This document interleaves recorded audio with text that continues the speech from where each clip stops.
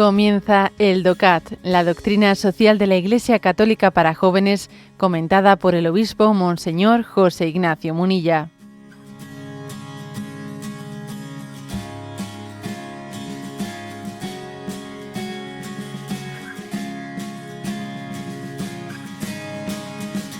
Nos toca el punto 15. ¿Está el ser humano llamado al amor? Y responde, sí, porque ser amado y regalar amor es algo inherente a la esencia de la persona humana. Dios nos sirve de modelo en este sentido. Dios, así nos lo ha enseñado Jesús, no es en sí otra cosa que amor. Entre el Padre, el Hijo y el Espíritu Santo hay un intercambio constante de amor. Pero también el hombre que ama participa de esta comunidad de amor. Nuestra vida solo puede tener éxito si, en vez de encerrarnos al fluir del amor divino, nos abrimos a él. El amor nos permite estar abiertos a las necesidades del prójimo y nos capacita para la entrega de nosotros mismos. Jesucristo, cuya voluntad libre hizo que se entregara en la cruz por amor a los demás, ha hecho precisamente con la entrega de su vida el mayor gesto de amor. Hasta aquí esta explicación que viene a decir como que si la esencia de Dios es el amor, Dios es amor. Es uno de los versículos más cortos de la Biblia. Dios es amor. Es una expresión en la que no se puede decir más con menos, Dios es amor, esa expresión es su esencia. Y nosotros que estamos hechos a imagen y semejanza de Dios, también tenemos ese ser amor como vocación. Como vocación. No somos amor puro, porque amor puro solo es Dios, pero somos imagen y semejanza de ese amor puro que es Dios y también forma parte de nuestro ADN espiritual, nuestra vocación al amor. De manera que cuando un hombre no ama, se frustra. O sea, un hombre que no hace de su vida, o sea, el motor de su vida no es el amor, tiene una vida frustrada. Si tú no amas, estás frustrado, porque has sido creado por el amor y para el amor. Has sido creado por el amor de Dios y has sido creado para amar. El que no ama está frustrado. Frustrado. Por eso la no creencia en Dios, el no amar a Dios, el no cumplir el primer mandamiento de Dios es frustración para ti. No es que no le hayas dado a Dios lo que Dios se merecía únicamente, que es verdad, sino que es que tú, no cumpliendo el primer mandamiento, estás frustrado, porque tu vocación es esa. Estás hecho para el amor, tú estás llamado a participar del amor intratrinitario, entre el Padre, el Hijo y el Espíritu Santo, y estás llamado a que el mandamiento del amor al prójimo sea pues la mejor prueba, la prueba fáctica de que el amor es el proyecto principal de tu vida, es el motor principal de tu vida. El mandamiento del amor al prójimo, especialmente al más necesitado, es la prueba del algodón de si el amor en mí, pues es una teoría o verdaderamente es el motor de mi vida. Aquí viene una cita de Santa Teresa de Calcuta, junto a este punto 15 del DOCAT, que dice: el amor empieza hoy. Hoy alguien sufre, hoy alguien duerme en la calle, hoy alguien pasa hambre, hoy es cuando tenemos que hacer algo. El ayer ya pasó y el mañana no llegó aún. Hoy, solo hoy, podemos dar a conocer a Dios amando, sirviendo, alimentando al hambriento, vistiendo al desnudo y dando al pobre techo. No esperes a mañana. Mañana habrán muerto ya, si no les damos nada hoy. Es una llamada apremiante, de la Madre Teresa de Calcuta a vivir, porque además es curioso que nos ha tocado comentar este punto 15 justo cuando estamos en vísperas de la Jornada Mundial de los Pobres, de los pobres. Y voy a concluir leyendo estas palabras del Papa con motivo de esta Jornada Mundial de los Pobres. Precisamente hoy, cuando hablamos de exclusión, vienen rápido a las mentes personas concretas, no cosas inútiles, sino personas valiosas. La persona humana, colocada por Dios en la cumbre de la creación, es a menudo descartada porque se prefieren las cosas. Y eso es inaceptable porque el hombre es el bien más valioso a los ojos de Dios. Y es grave que nos acostumbremos a este tipo de descarte. Es para preocuparse cuando se adormece la conciencia y no se presta atención al hermano que sufre junto a nosotros a los graves problemas del mundo. Sí, es decir, Dios ha puesto como en la esencia de nuestra vocación, de nuestra vida, el amor como razón de ser de nuestra existencia.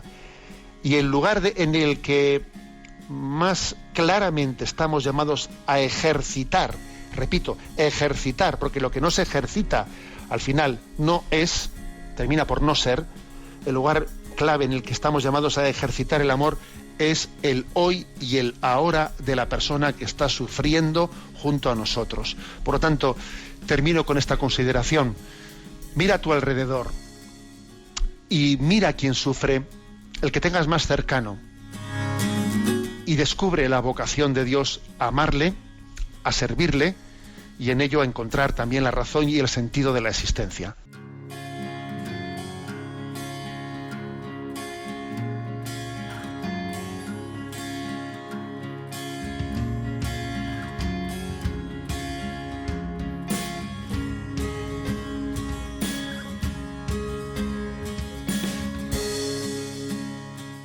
Has escuchado el DOCAT, la doctrina social de la Iglesia Católica para jóvenes, comentada por el obispo Monseñor José Ignacio Munilla. Encuentra todos los audios en radiomaria.es.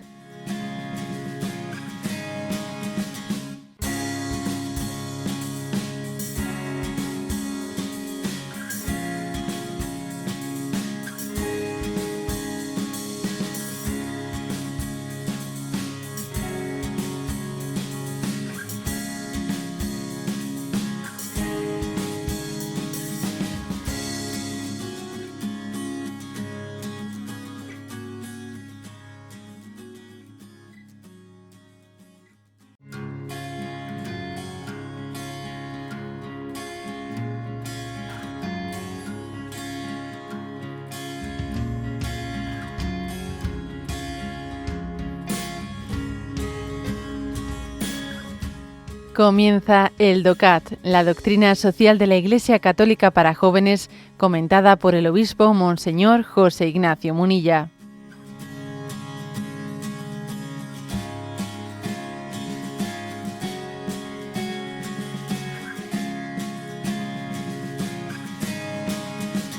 Estamos en el punto 16 de este librito que presenta la doctrina social de la Iglesia. Punto 16, que tiene como título: ¿Se puede educar el amor al prójimo? Y responde: sí. De hecho, es muy importante. El amor no es solo un sentimiento, sino que es también una virtud, una fuerza que hay que entrenar. Volverse más valiente, resuelto, justo y lleno de amor es un verdadero reto para cualquier cristiano. Debemos formarnos para poder ver el mundo con los ojos de los otros. Aquellos que son tratados con benevolencia sincera se sienten valorados como personas y pueden realizarse. Si practicamos la caridad en los gestos más sencillos, con la ayuda de Dios seremos capaces de amar también en momentos dolorosos o cuando no seamos amados. Es lo que sucede cuando nos preocupamos por los más pobres, o sobre todo si hemos de desenvolvernos con nuestros enemigos rechazando la venganza, el talión y la violencia. Bueno, entonces la pregunta es: ¿se puede educar el amor al prójimo? Y entonces dice que por supuesto, porque el amor no solo es un sentimiento, es también una virtud. Me parece algo importantísimo subrayar esto, porque en los parámetros de nuestra cultura actual, por desgracia, hemos reducido la palabra amor a sentimentalismo, a romanticismo. Entonces el amor es cambiante, porque claro, como es un sentimiento y tenemos la experiencia de que los sentimientos son fluctuantes, entonces eso es un drama. Así está el matrimonio, ¿no? Menuda crisis matrimonial. Si el amor es sentimiento, menuda crisis es esa. Claro, eso es un parámetro, o sea, parte de unos parámetros falsos. El amor no solo es un sentimiento, es también una virtud. Es una virtud. Aquí el DOCAT nos recuerda qué significa la palabra virtud. Virtud del latín virtus. Virtus significa fuerza. Es una actitud que se practica y que ayuda al hombre a hacer el bien más fácilmente. Si tú has ejercitado la virtud, o sea, la fuerza, has ejercitado esa fuerza, has hecho el bien, ¿no? Ejerciendo esa fuerza, has conseguido que sea más fácil hacer el bien. Será más fácil hacer el bien sin necesidad de que tengas que hacer tanta fuerza. Aquí también uno se acuerda del agere contra de San Ignacio de Loyola. El agere contra, es decir, que muchas veces para obrar el bien hay que llevar la contra al propio deseo. Si tú no sabes contrariar tus propios deseos, no sabrás buscar el bien, porque los deseos tienen que ser educados. Y para poder ser educados también hay que decirles que no algunas veces. O hay que dilatar la consecución de lo que están pidiendo. Entonces, esto es importante. El amor no es un sentimiento veleta. Tiene que ser educado. Esto es lo bueno. Por lo tanto, yo tengo que aprender a amar lo bueno. Y para algunos, es que entonces, ¿cómo se puede decirle a alguien que tiene que amar algo? Pero si el amor es un sentimiento, o lo ama o no lo ama. Tú no puedes decirle que lo ame. Eso tiene que ser espontáneo, o sea, que tiene que salir de él. Tú desde fuera no puedes decirle que lo ame. Claro que sí, porque es que el sentimiento es educable. El sentimiento es educable. Aprender a sentir rectamente es también un ejercicio, ¿no? Es un ejercicio de la virtud. Y esto lo que viene a decir aquí en el punto 16 es que, como todo en la vida, tiene que ser practicado desde las cosas sencillas. Si en las cosas pequeñas te vas educando, las cosas pequeñitas de la vida, ¿no? Pues por ejemplo, en la cordialidad, en los gestos de educación, aprendes a compartir, que cuando te dan una cosa tú no la coges tú primero, que no sé qué, o sea, en esas normas, digamos, de educación más pequeñas y más concretas, si uno aprende a valorarlas, las cosas más graves también será capaces de afrontarlas, ¿no? Así, por ejemplo, dice, cuando tengas que llegar a, porque has tenido, por ejemplo, situaciones que existen enemigos que pueden suscitar en ti tentaciones de venganza, de ira, etcétera. Si tú te has educado, ¿no?, en el amor al prójimo, en las cosas pequeñas, estarás ejercitado para no devolver al mal con el mal, para ser capaz de superar la tentación de la venganza, de la violencia, o por ejemplo, si te has educado, ¿no?, también en esas normas, o sea, en esos principios más básicos y más sencillos del amor al prójimo, cuando veas una gran necesidad de un pobre, de un necesitado, sabrás hacer una obra heroica de acogerle. Quien es fiel en lo pequeño, también en lo grande será de fiar. Por lo tanto, los sentimientos hacia el prójimo son educables. No es puro emotivismo. Existe también una virtud, una capacidad, ¿no?, de educar nuestro amor. Bueno, tenemos el tiempo cumplido. Me despido con la bendición de Dios Todopoderoso, Padre, Hijo y Espíritu Santo. Alabado sea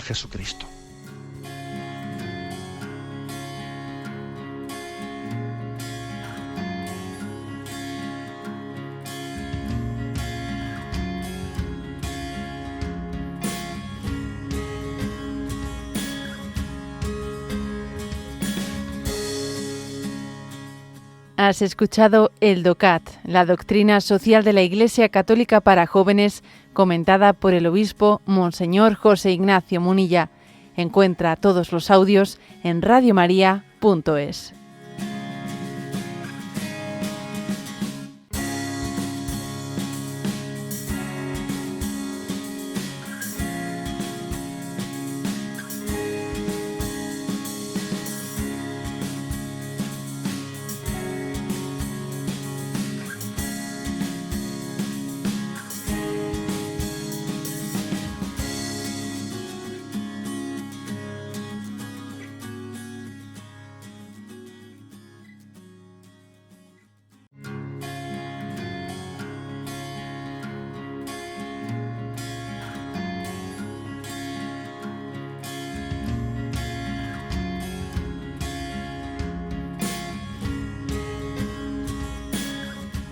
Comienza el DOCAT, la doctrina social de la Iglesia Católica para jóvenes, comentada por el obispo Monseñor José Ignacio Munilla.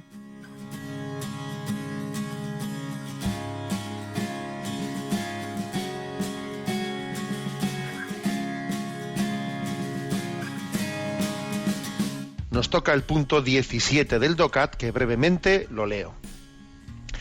Hay un sentido y una pregunta. ¿Hay un sentido y un progreso en la historia?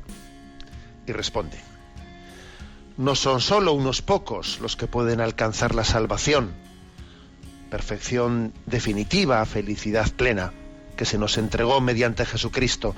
Dios quiere la salvación de todos, una salvación que libera al hombre en todas sus dimensiones, corporal y espiritualmente, personal y socialmente, en su historia terrenal y para siempre en el cielo.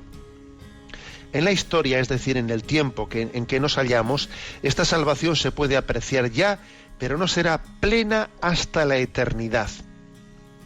Por este motivo hay que criticar todas aquellas ideologías políticas que prometen la salvación ya en la tierra. Decir que solo en el cielo encontramos el paraíso no es ningún falso consuelo ni ningún desprecio del mundo. Por el contrario, la esperanza de la vida eterna nos hace posible configurar el aquí y el ahora con justicia y amor. Nada de lo que hagamos en la tierra será en vano, pues será resguardado en la consumación de la eternidad. Bueno, la pregunta era, os lo recuerdo, si hay un sentido y un progreso en la historia. Y obviamente la respuesta es que sí que lo hay, que hay un designio de salvación, que a través de la historia terrena vamos hacia una historia de salvación. Lo que ocurre es que tampoco hay que confundir la historia terrena y la historia de la salvación. Están implicadas, pero tampoco las confundamos una con la otra. Es decir, es un peligro el pretender hacer aquí un paraíso. Leo un texto de la encíclica Centesimus Annus que dice, ¿no? Cuando los hombres se creen en posesión del secreto de una organización social perfecta que hace imposible el mal, piensan también que pueden usar todos los medios, incluso la violencia o la mentira, para realizarla.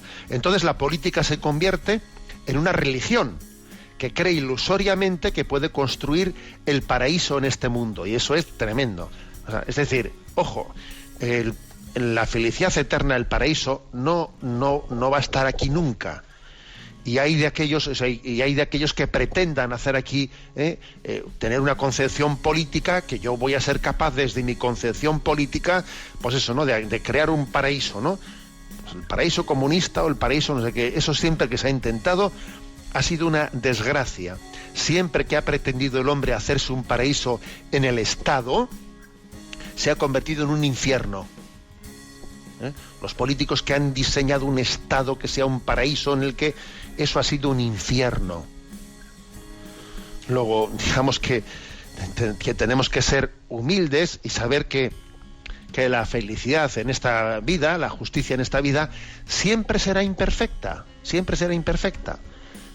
que la justicia y la felicidad plena la vamos a tener en el cielo, y aquí tenemos que pues luchar, trabajar pues por vivir lo posible, sabiendo que la capacidad humana de buscar esa plenitud es limitada,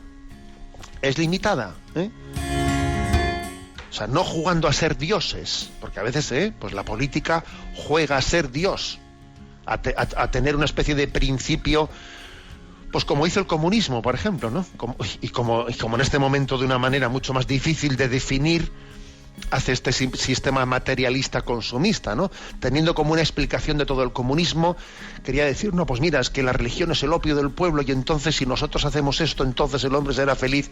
A ver, usted está queriendo jugar a ser Dios, haciendo un estado que dé una respuesta al hombre en todas sus dimensiones, y eso es imposible, es falso, es mentira.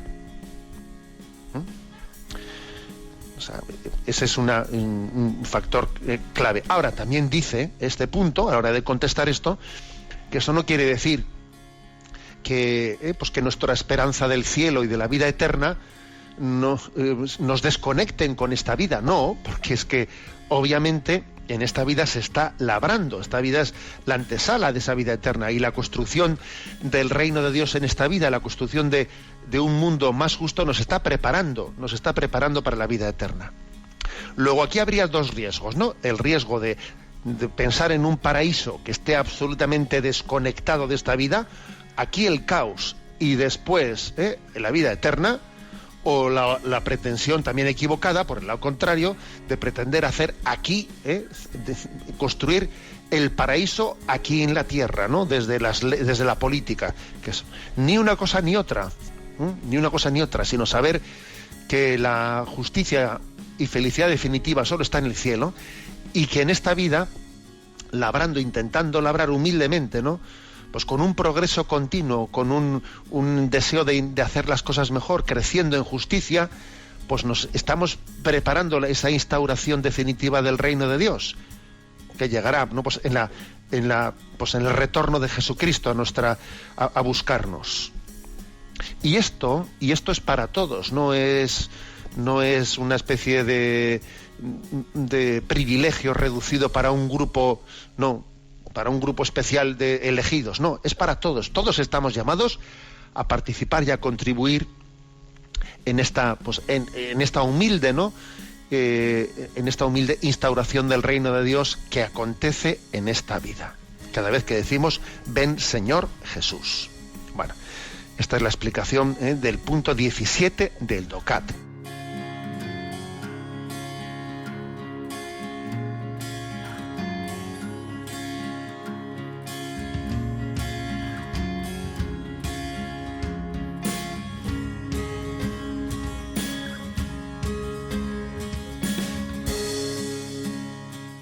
Has escuchado el DOCAT, la doctrina social de la Iglesia Católica para jóvenes, comentada por el obispo Monseñor José Ignacio Munilla. Encuentra todos los audios en radiomaria.es.